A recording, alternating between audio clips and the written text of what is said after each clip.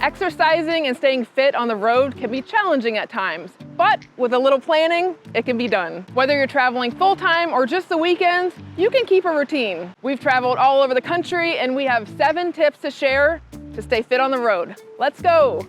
First on the list, travel with a bicycle.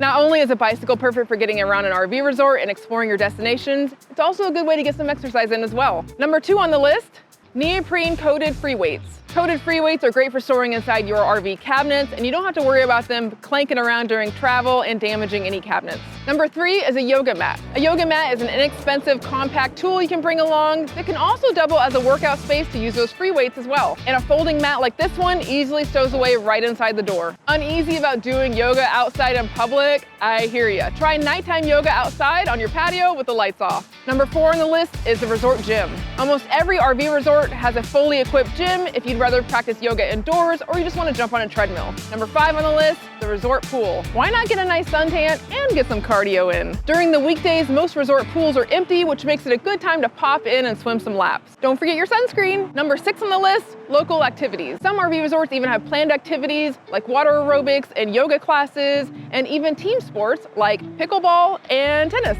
Number 7 on the list, resort hiking trails and local parks. Our favorite way to get our exercise in on the road is hiking. Whether it's our morning walks on the trails at the RV resort or going out and finding a new national park or a local state park, there's always a new trail nearby. It's a great way to explore your destination and get some fresh air in at the same time.